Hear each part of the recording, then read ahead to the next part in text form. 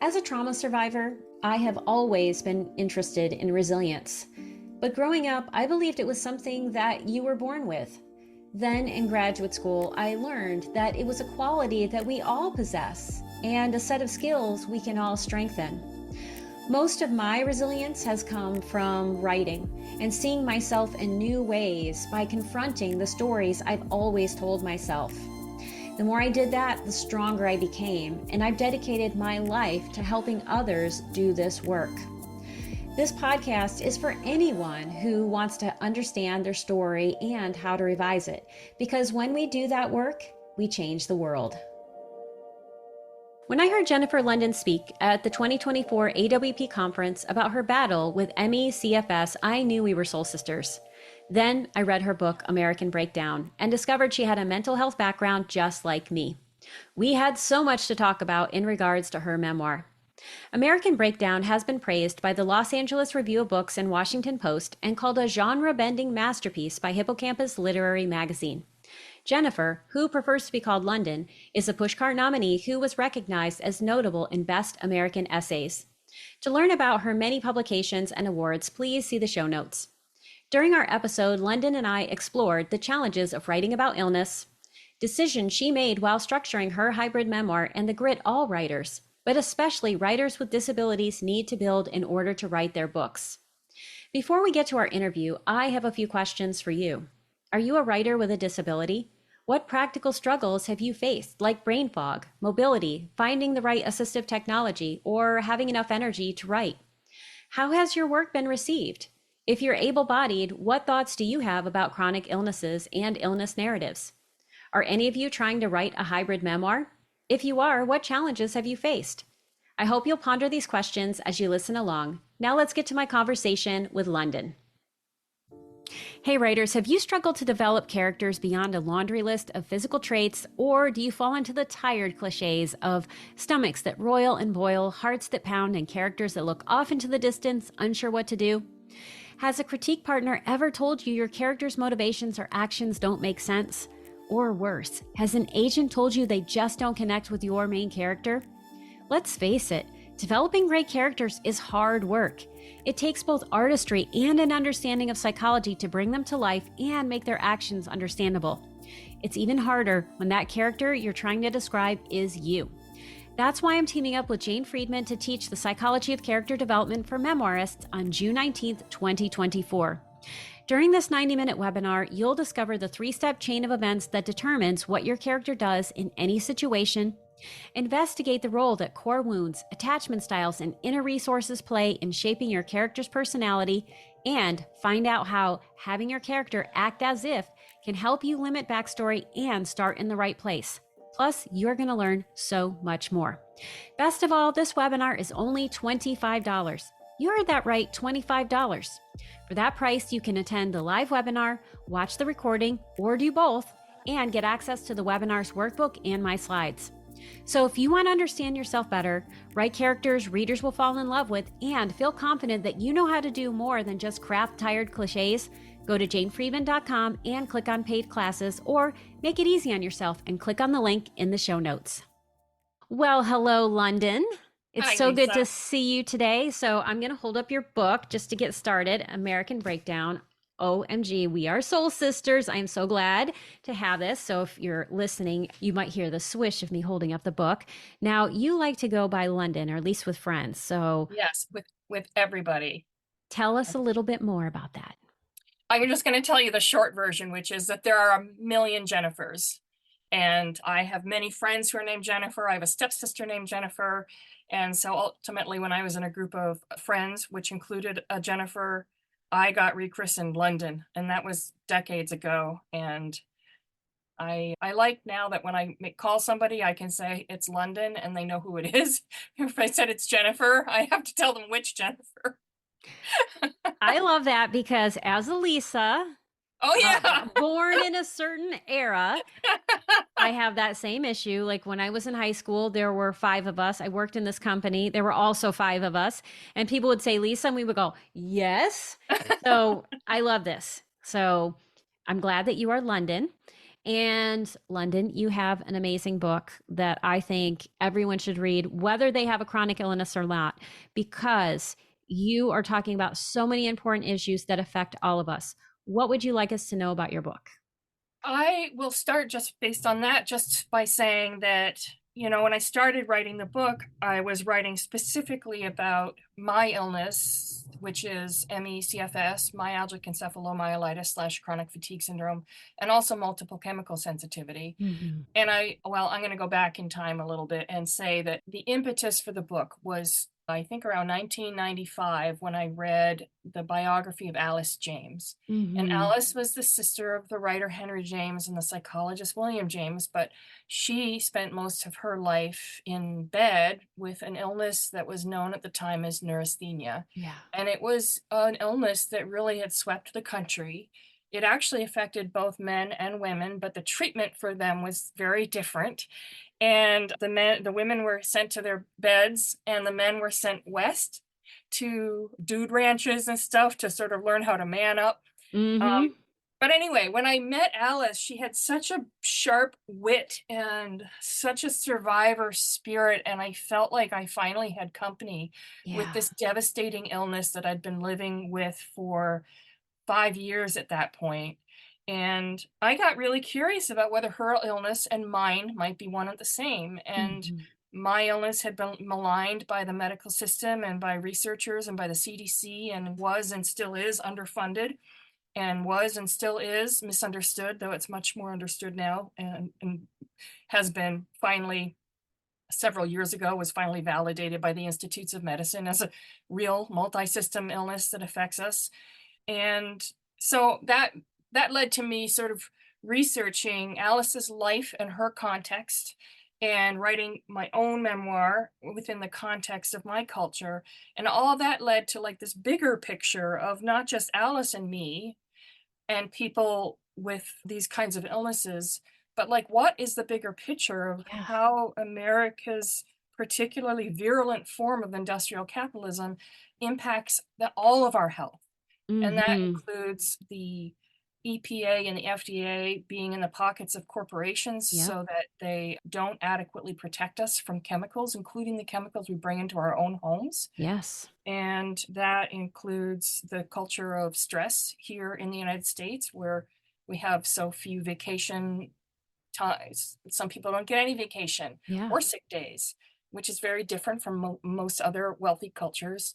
And the economic divide between the rich and the poor has led us to really be scrambling to make enough money, particularly since about 1973 when unions started declining. Yeah. So I've already just gone on and on, but what I'll just say is that in the process of researching Alice's life and my own illness, and the cultural contributions to my illness, I learned so much, and I was so curious about all of it, and I ended up going down a lot of rabbit holes and finding that actually they all interconnected. Yeah. And so that was what was really satisfying for me, was creating a synthesis. And Mm-hmm. it's really about, it isn't just about people like me with ME/CFS, it's about all of us. And I think that was some of the stuff that was really satisfying for me as a reader who also has had the diagnosis of ME/CFS. Like, I remember hearing about it in the 1990s, in popular culture, the made up disease, the yuppie disease, all of this stuff.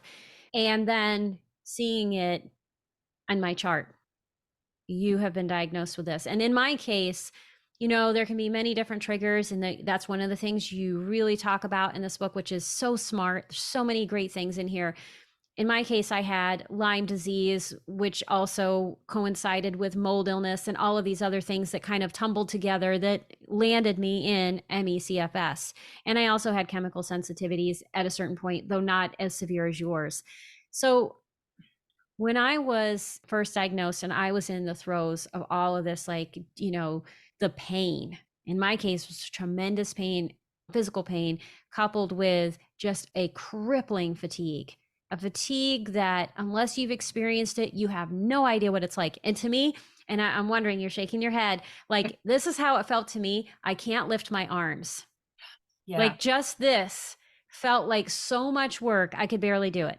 Yeah. And so when I was first starting to write about this, and also experiencing a lot of doctors who didn't understand or who were dismissing me, or, all of the different things that happen to people when they have these kinds of misunderstood illnesses, I had writers telling me, nobody cares about your pain. Like when I would go into deep detail around like what I was going through. And then I also had this experience of feeling this need to research everything to the nth degree so I could talk about like the molecular nature of XYZ so it coincides with blah, blah, blah. And let me tell you about this lab report, these, IgM issues. And I knew all of that stuff. And I felt like when I was reading this book, I'm like, oh, yeah, I know all these rabbit holes. I know how all of this works. And so, did you receive that kind of feedback when you were first starting to write about just your story? Did that happen to you, or did you have a different experience?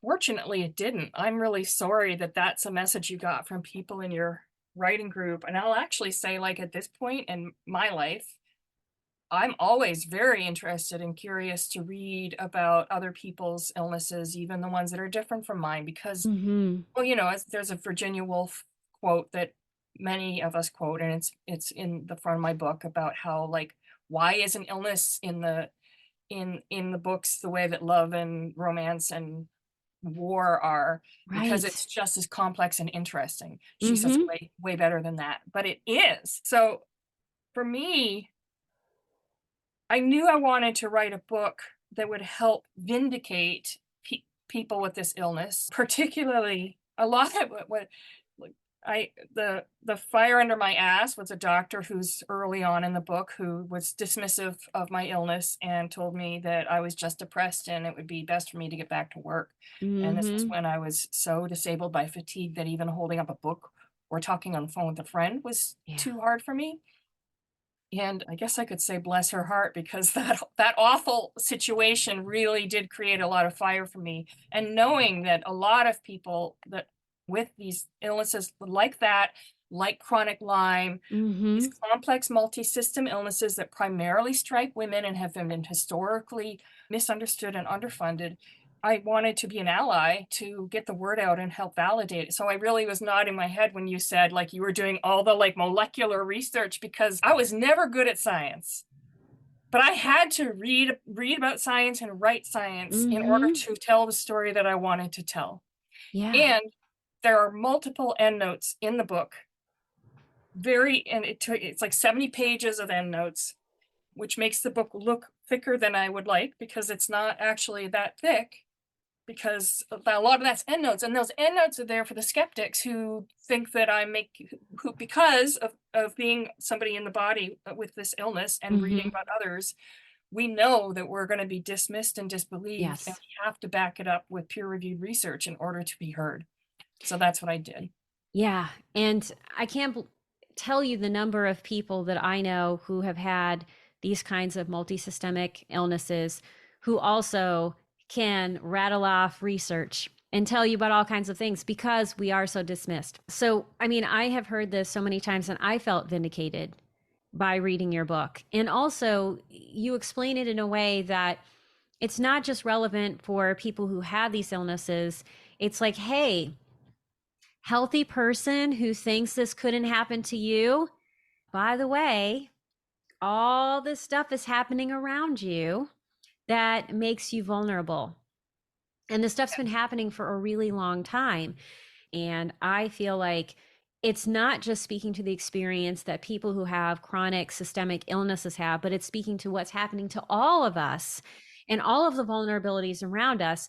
And so, a curiosity I had as I was reading this, because I'm always thinking about structure and how are people structuring their stories. You have three parts. There is your story of dealing with this illness. There's Alice James' story of living with something similar. And then there is all of this research. So you have this beautiful braided memoir, this hybrid memoir that teaches us so much and also takes us on a journey. How did you know this was the right structure for your book?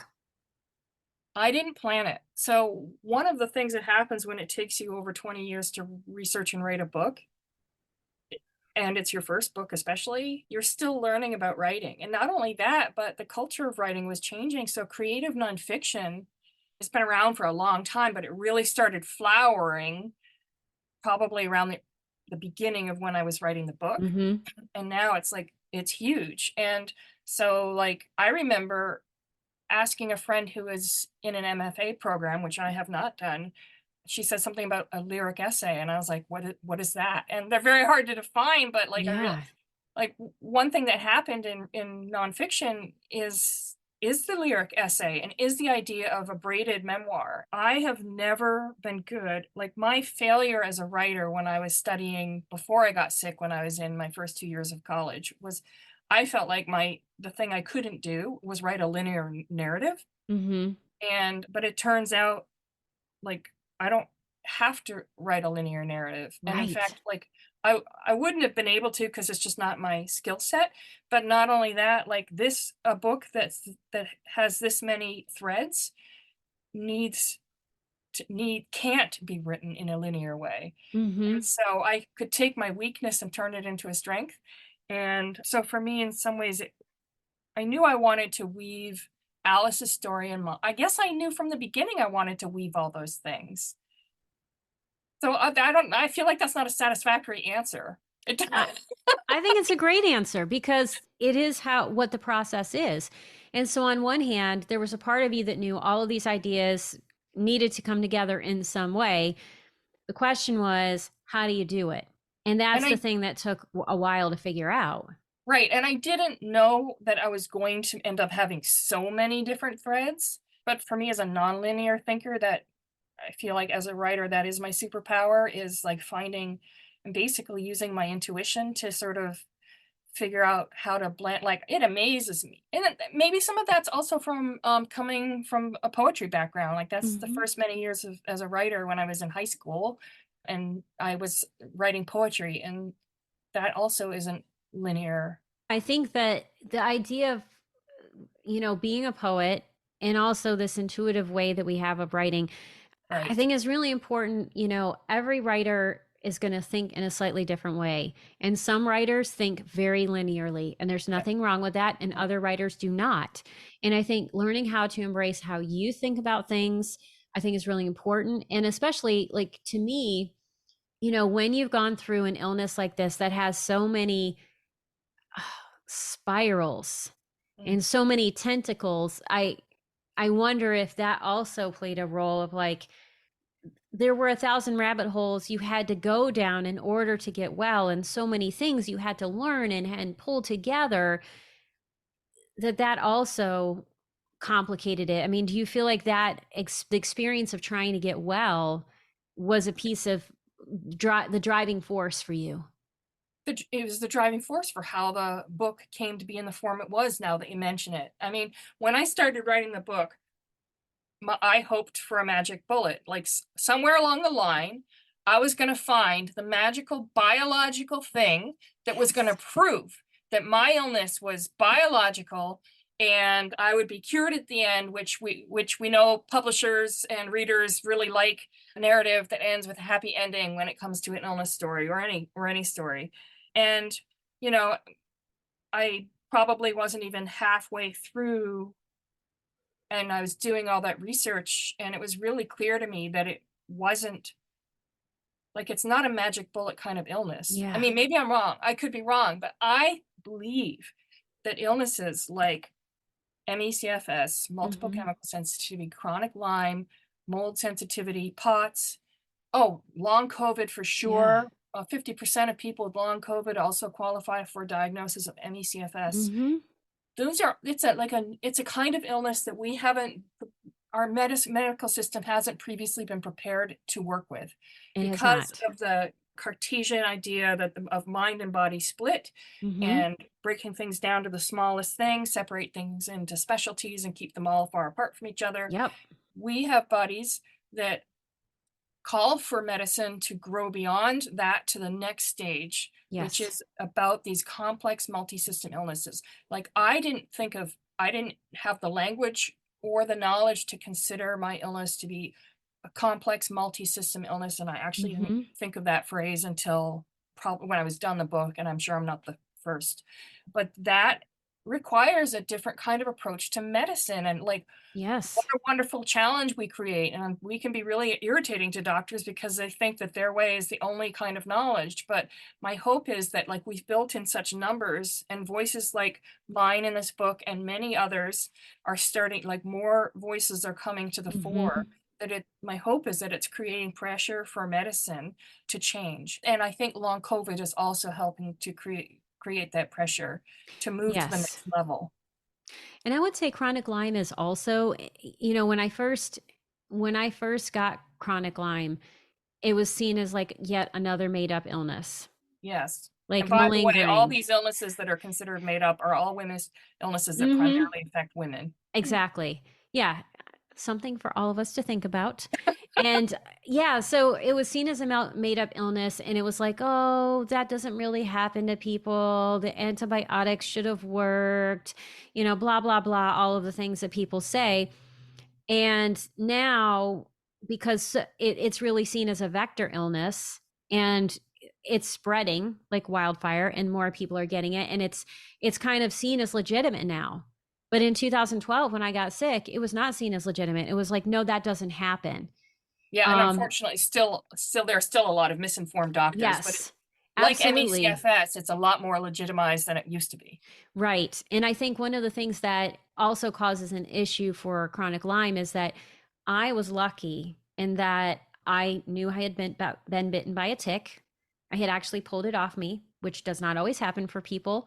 And I tested positive on the Western blot, Yeah, and many people do not. yeah, So I was lucky in the sense that I had clinical data that was irrefutable.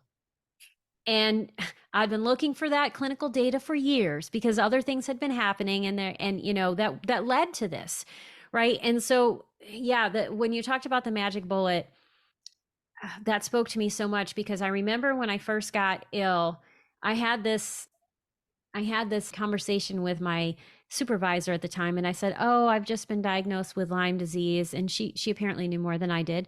And she's like, "Oh, would you like to go on, family medical leave?" And I immediately had this desire to punch her in the face.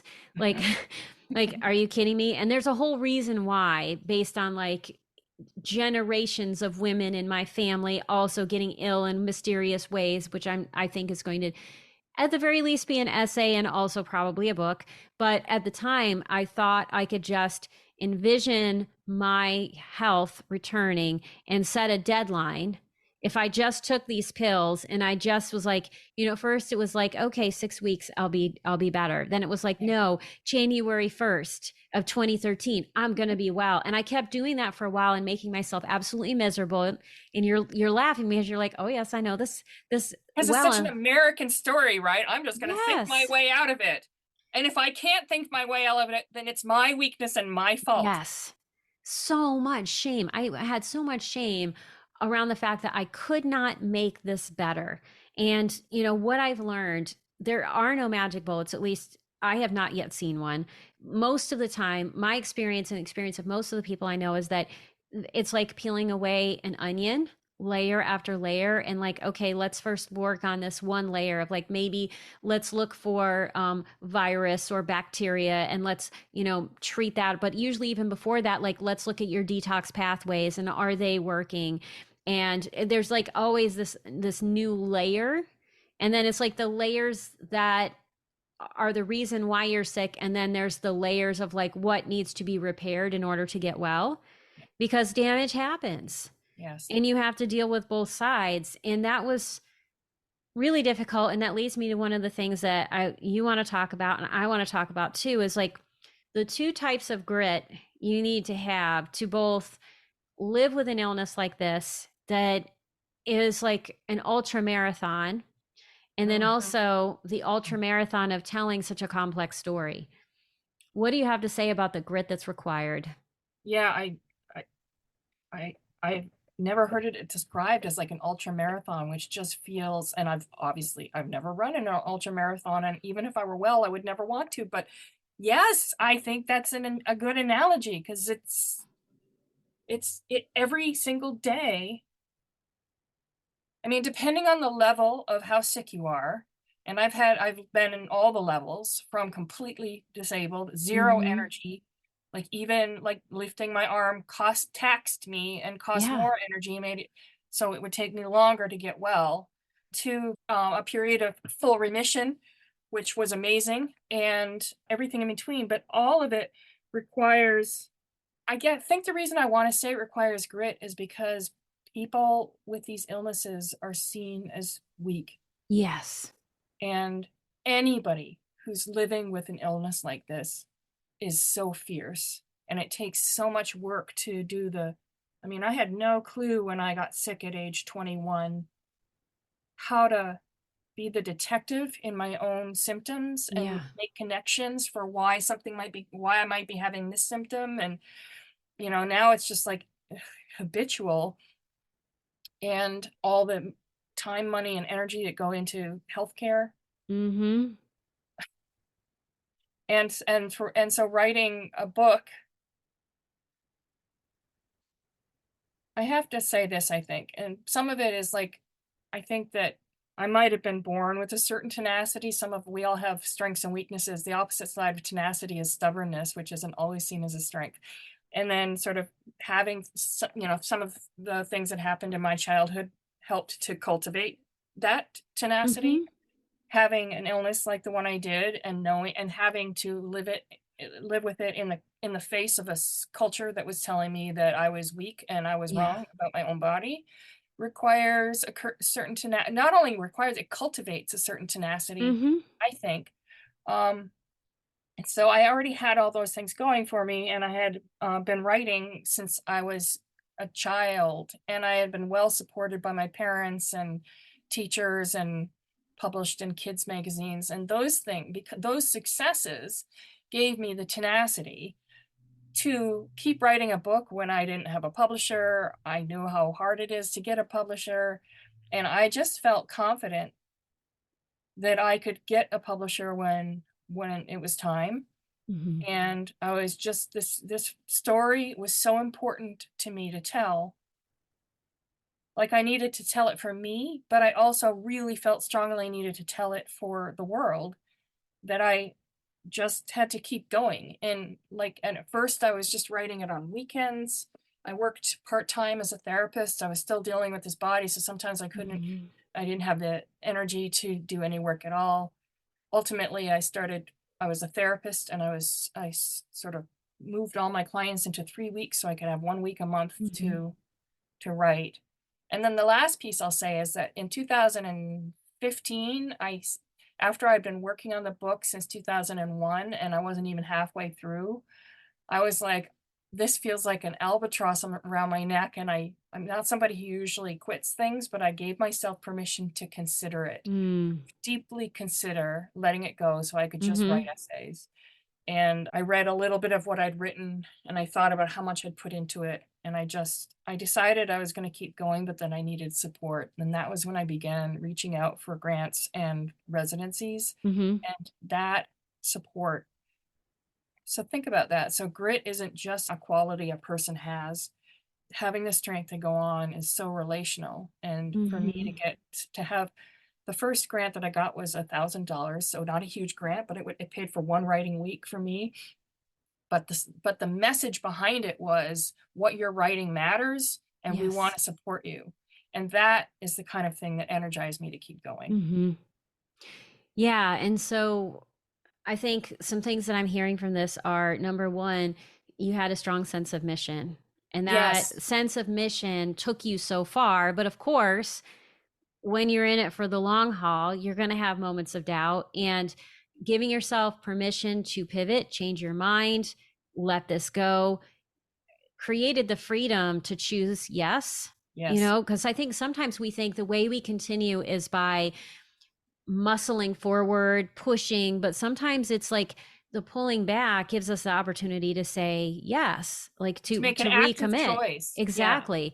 And part of the active choice you made was like to keep going, but also to seek the community that would help reinforce the power of the yes. yeah. And your life experiences, including being ill, helped you build, I call it the mental fortitude, to Yes. do with this, because you do have to be fierce. And I agree, like, people who have these illnesses are considered weak. They're told they're weak all the time. You have a weak you have a weak constitution and a weak mental capacity, or there's always something. But to be able to question authority takes a lot of chutzpah. To be Yes, it able does. to say, like, you know what, I need to eat differently, and I need to not blend in and do things, in a way that promotes my health, even though the rest of the world says you don't have to.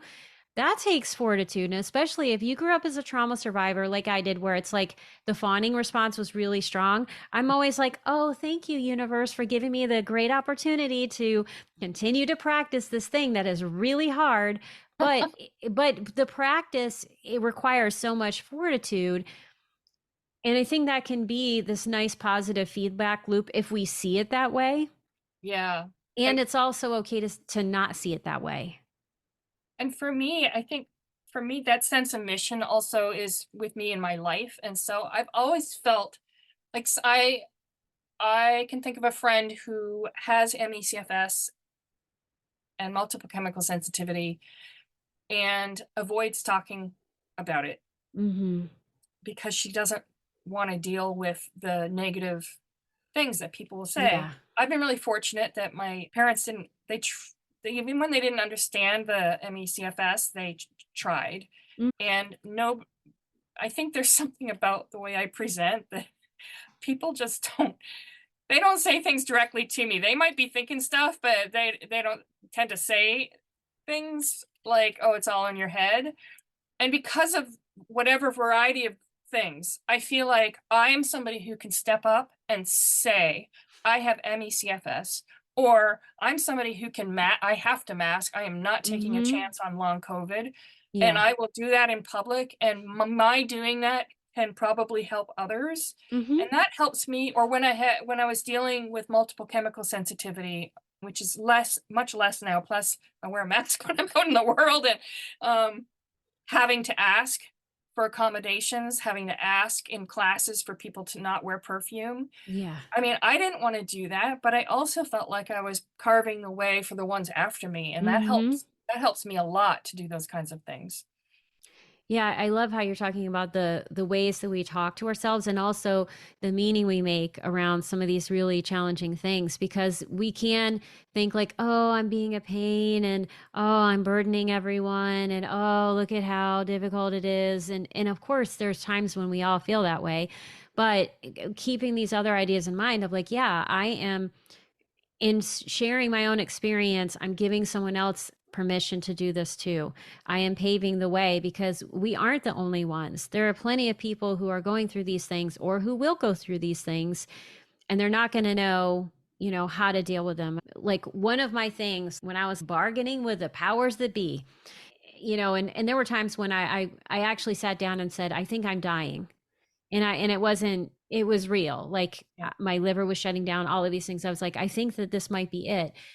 And then there were times where it was like, I think I want this to be it. Like, it wasn't necessarily actively suicidal, but I was like, I don't think I can handle continuing to live like this. Yes. I had to get to a point where I was okay with dying.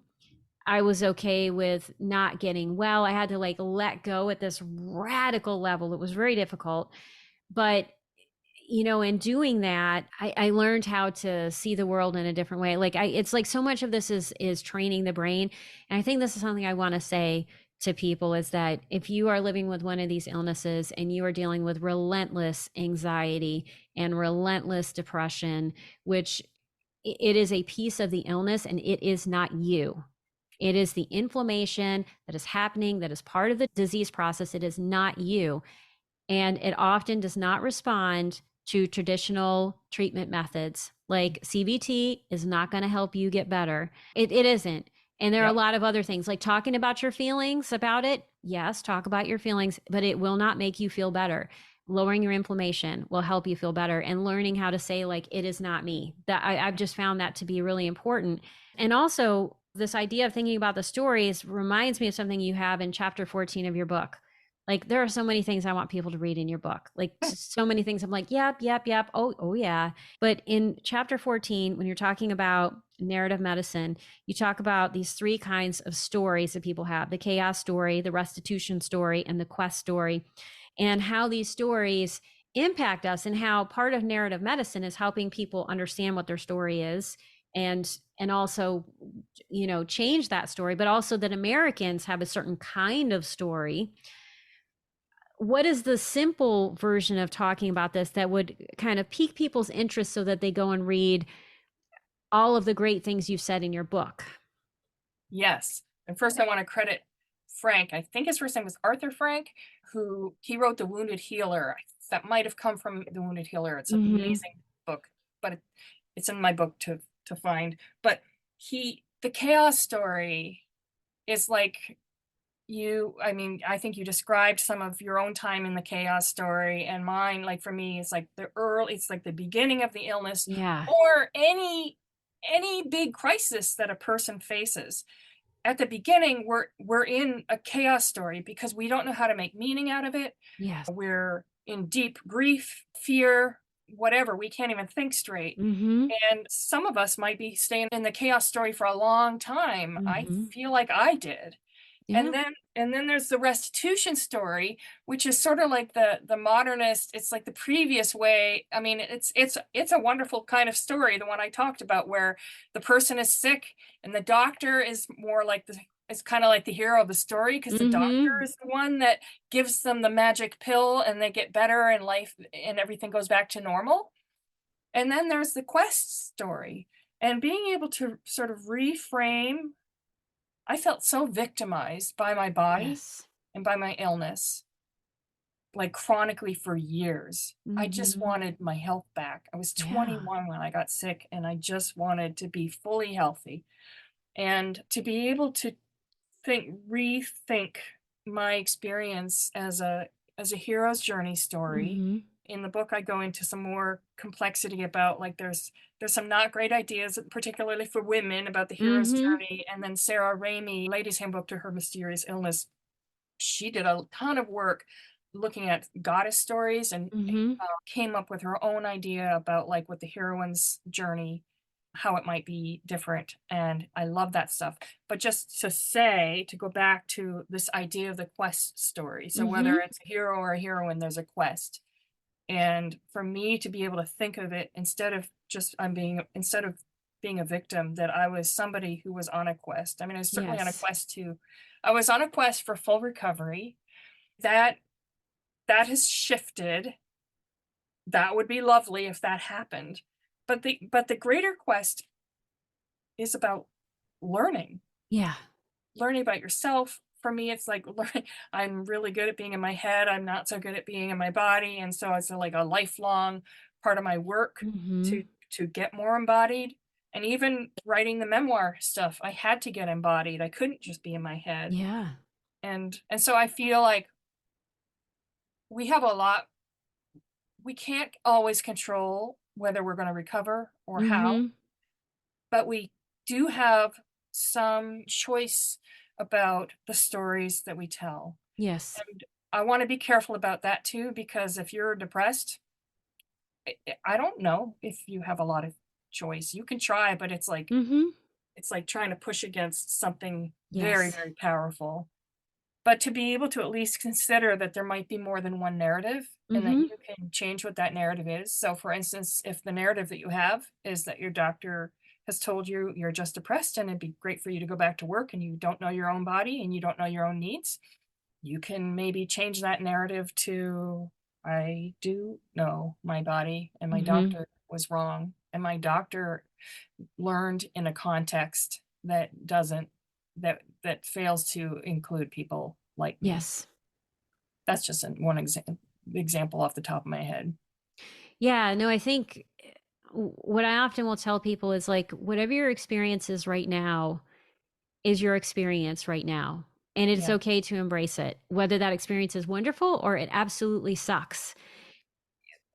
I think what healing is the capacity to say this and what else. Like, this Mhm. is true right now. And I think Laura Davis talked about, she has this writing exercise she does with people, and she says, this is how it is right now. And helping us honor, like, this is what it's like, whether it sucks, it's great, or whatever, and what else. And I think the more we can do that, the more we can get to something that you do have as a quote in your book. And I apologize, I forgot to write down the name of it, of who said what, because there's so many things to, you have so much great research. You may not be cured, but healing is always an option. Yeah. And I think Right. being able to explore and be curious about what are all of the stories that you could tell around this experience, even if you don't feel capable of doing it right now, I think is one of the ways we get to healing. And your book does that so well, and I think the quest is one way to do that. And I actually was listening to this Hidden Brain, which I will put in the show notes, and they were talking about how seeing your life as a quest actually improves your mental health and it changes your outlook. And so, I love the two quests that you talk about. Like, there's the hero's journey, which I love how you deconstruct and talk about the issues with it. And we're not going to talk about it because I want people to read your book. But you also talk about the heroine's journey. And I think this is the simplest way to think about it: is hero's journey is the journey to go out and slay the dragon. Heroine's journey is embracing the darkness. And part of being a person with a chronic illness is learning how to embrace the darkness, because the realities of living with chronic illness is that the darkness doesn't necessarily disappear. You just learn how to live with it. Mm-hmm. Yeah, and I'm thinking, I don't remember the quote that's in the book. That's something that I quoted Sarah Raimi as saying, but like she basically said that medicine has always been good at slaying dragons, but Mm-hmm. it's missed the other half about like that willing to go into the darkness. And I get Yes. goosebumps because she describes like that willing to sit with empathy with a patient Mm-hmm. and just say, I don't know the answer, but I'm here with you right now. I had a Mm-hmm. doctor do that once. It was so transformative. Like it didn't cure me, Yes. but it was way the hell better than a doctor saying, I can't find anything wrong with you, therefore there's nothing wrong with you. That meant so much to me to read that. And also, she sort of, I always had felt like as a feminist, I needed to be strong and linear and all these other things. And she sort of gives permission, like for this idea, this a feminine construct within the idea that we're all on a spectrum of Mm-hmm. gender, that we can all embrace our femininity more. And it Yeah. actually is better for us because the feminine side, in her way of researching, looking at things, is because the person is able to notice something wrong in their body, Mm-hmm. notice something wrong in the environment, more subtle than other people might notice. They're able to sort of call the alarms and call for change Yes.